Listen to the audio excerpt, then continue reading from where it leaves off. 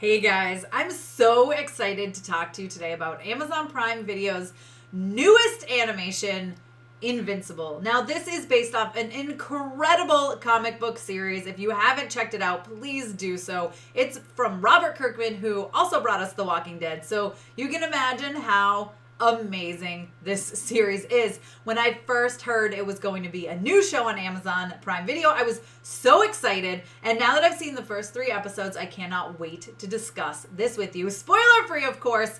Don't worry. But before I do, I'd love it if you take 1 second to hit that subscribe button.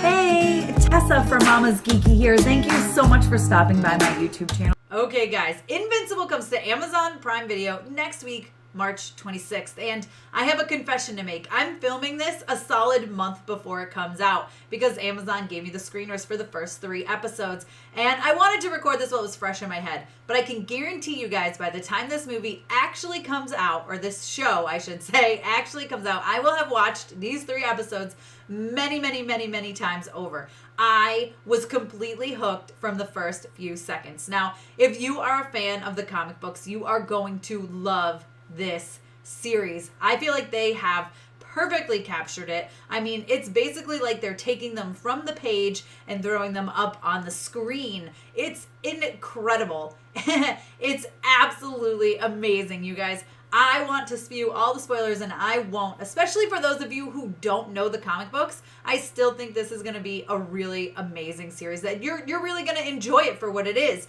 If you do know the comics, listen, it feels like one of those that you're not sure they can pull it off, right? Kind of how you feel about The Boys, and then Amazon just completely knocks it out of the park. That's exactly how it feels like with Invincible. Now, because this is an animated series, it was a lot easier to take the characters and make them look almost exactly the same up on the screen. Sure, you can tell that some lean a little bit more towards their voice actors, and I will always forever call him J. Jonah Jameson. That is his name.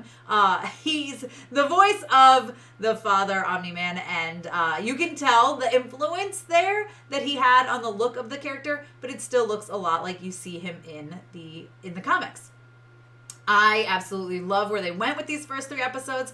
I think it's fantastic. I think they're ripping stuff right out of the comic book, and it's looking amazing up on the screen. So, like I said, this is a series from Robert Kirkman, so yes, there is going to be some blood, and there is some gore, and the way that they have done it is absolutely perfect, and I want to give spoilers, and I will not. I'm just saying this story is so good. If you are not familiar with the comics, this is about a 17-year-old boy named Mark, who is voiced by Steven Yeun. Speaking of The Walking Dead, there's actually a lot of voices, a lot of carryover from The Walking Dead series into this series, which is pretty exciting and pretty fantastic. I mean, the cast alone is phenomenal. You can just know, you just look at the cast and you go, oh yeah, okay, all right, they're going to be able to pull this off. So back to the story though. Mark is 17. His dad is a superhero. His mom is not, and he doesn't have powers yet. So he seems to think that maybe he's not going to develop powers at all. Just like in the comics, pretty early on, he develops those powers or starts to develop those powers. He's got to learn how to control them, stuff like that. I'm glad they didn't make us wait a super long time to get that going, because they could have easily made us wait until the 2nd episode, which would have been darn near torture, and they didn't do that. So I was really thankful and really glad that they didn't. They dove right into it. Like I said, they took a lot of stuff from the comics and brought it to the screen, which is also fantastic. We get so many superheroes so quickly. It's so awesome. I loved this from beginning to end. I mean, each episode is about 45 minutes, including the credits. The literal only complaint I have about this series is that they find a really weird spot to stick the credits in, and I'm not sure if it's going to stay that way. Like I said, these are screeners. Sometimes they change things up a little bit, but the credits are almost right in the middle of the episode. You know, I mean, I don't have a problem with mid-credit scenes or end-credit scenes. I love when shows do that as well as movies, but it just didn't make sense where they stuck some credits in these episodes. It makes me worry that people will be watching it and think it's over at, 30 minutes in, when it's not. There's still another 15 minutes to go. And I don't want people to miss that sort of thing after. Like, I don't want them to miss part of the story. So hopefully people pay attention to the runtime and know not to stop it and continue watching. And I will do my best to spread that out there. Now, this animation style is incredible. It gave me animated Batman vibes. It gave me 90s vibes, and I was here for it. I'm so here for it. I love this series. Like I said, I've seen 3 episodes, and I'm so hooked. I've already watched them all 3 twice. And I know by the time this video is actually allowed to come out and embargo breaks, I will have probably watched them at least 2 more times each. Honestly, probably even more than that. It's so good. And honestly, what it made me want to do is go back and reread the comics, because it has been a while since I have.